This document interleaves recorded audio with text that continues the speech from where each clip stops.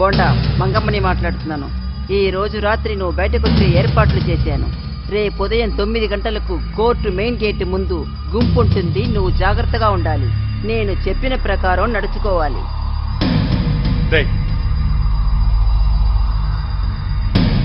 అందరినీ పిలువు.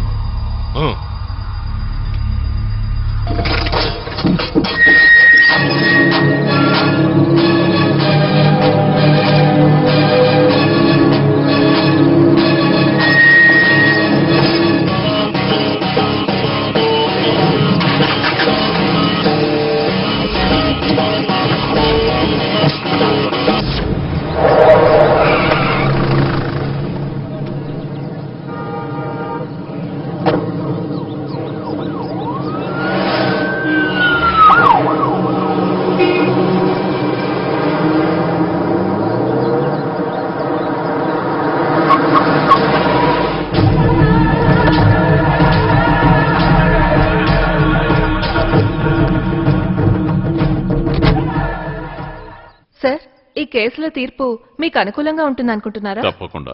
మేము ఎలాంటి తప్పు చేయలేదు, అందుకే తీర్పు మాకు అనుకూలంగా ఉంటుంది. ఈ కేసులో గెలిస్తే మీరు మళ్ళీ మంత్రి అవుతారా?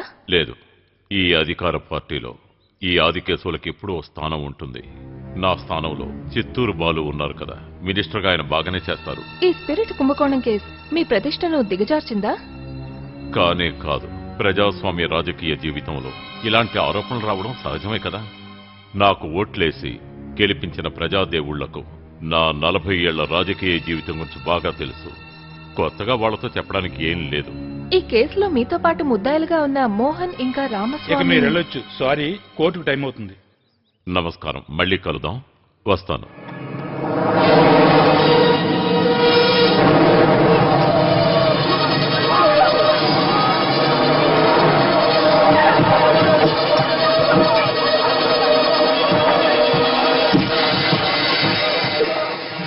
నమస్కారం. ముఖ్యమైన వార్తా విశేషాలు.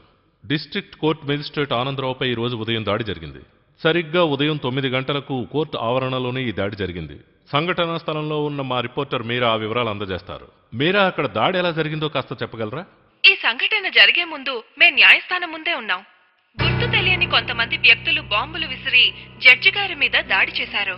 ఈ సంఘటనని మేము కెమెరాలో షూట్ చేసేటప్పుడు జడ్జి గారి మీద దాడి చేయడం ప్రారంభించారు.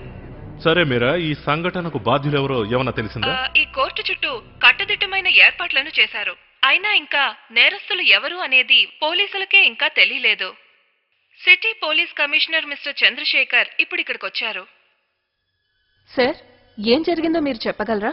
చాలా రోజులుగా ప్లాన్ చేసి పగడ్బందీ వ్యూహంతోనే ఈ పని చేశారు. ఎవరని ఇప్పుడే చెప్పలేం, కానీ చేసింది మాత్రం ప్రొఫెషనల్ కిల్లర్సే అయి ఉంటారు. వాళ్ళు ఎవరైనా సరే అతి త్వరలోనే వాళ్ళని పట్టుకుంటాం. Thank you sir.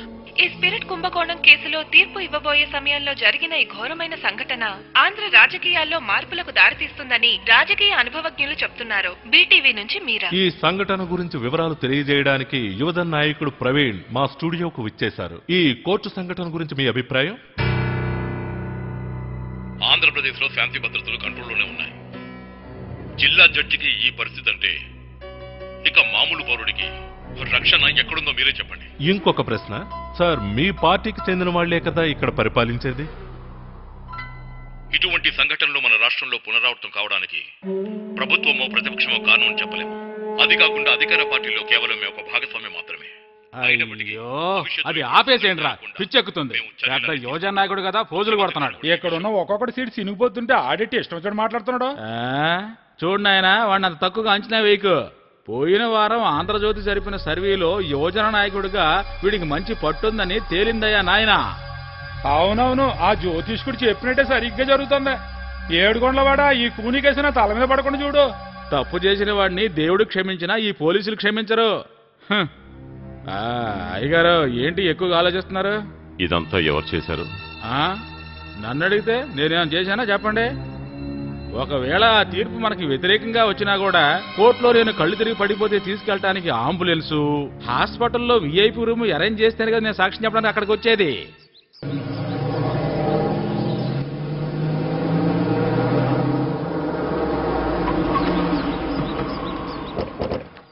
నమస్తే అన్న. నమస్కారం. అందరూ వచ్చేసినారులే. అదేమి లేదురయ్యా, ఏదో ముఖ్యమైన మీటింగ్ ఉన్నదనే మన పెద్ద ఆయన ఇప్పుడు నన్ను పిలిచినాడో అంచేత ఇక్కడికి వచ్చినా. నువ్వు కాసేపు అయినాక నాకు ఫోన్ చేయి. అయ్యా నమస్కారం. నీకే చెప్తా ఉండేది. అరే అందరూ టైంకి వచ్చేసినారే. ఆ టీవీనే కొంచెం ఆన్ చేయని పెద్ద ఆయన. మీ యువజన నాయకుడు లైవ్ ప్రోగ్రామ్ లో తెగరెచ్చిపోతా ఉన్నాడు.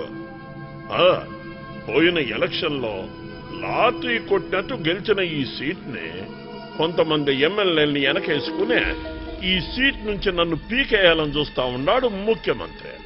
నేనేమో ఈ స్పిరిట్ కుంభకోణం కేసులో ఇరుక్కుని టెన్షన్ పడిపోతా ఉన్నాను. అయినా ఎన్నని తట్టుకునేదే. టెన్షన్ బాగా పెరిగిపోయి బీపీ కూడా ఎక్కువైపోతా ఉన్నది. బీపీ ఎక్కువ అవుతుంది అనుకుంటే ఒక పని చేయండి సార్. ఏం చేయమంటారు? పదవికి రాజీనామా చేసేయండి. ఏందే? మన పార్టీలో మంత్రి పదవుల కోసం చాలా మంది ఉన్నారు కదా. ఇప్పుడు నేను మాట చెప్తాను. హైకోర్టులో జడ్జి మీద దాడి జరిగిన దానికి స్పిరిట్ కేసుకి సంబంధం ఉన్నదనే పోలీసులు అనుమానిస్తా ఉన్నారు. ఊరికే సందేహపడి ప్రయోజనం లేదు, కనిపెట్టాలి. రాష్ట్రంలోని పోలీసు బలగం అంతా మన చేతిలో ఉంది. నేరస్తుల్ని కనిపెట్టడమే ఇప్పుడు మన మొదటి పని. మీరు చెప్పేది నిజమే, కానీ నేను ఇంకేం చెప్పదు. ఓరు దేవుడా, నన్నెందుకు ఇట్లా ఇరికించినావో. టైం కాని టైంలో నేను ఇట్లా ఇరుక్కున్నానేంది చేసింది కదా, దానికి సంబంధించినవే. క్యాంపస్ పాలిటిక్స్ బేస్ చేసుకుని కొత్త సిరీస్ స్టార్ట్ చేస్తున్నాం. అలా అయితే ఈసారి కూడా అవార్డు ఎవరికి పోకూడదనా? పోరా, నీకేం కష్టం లేదు. అమ్మా నాన్న అమెరికాలో ఉన్నారు, డబ్బుకు లోటే లేదు. నువ్వు సినిమా తీసినా కూడా ఎవరు ఆశ్చర్యపోకర్లేదు.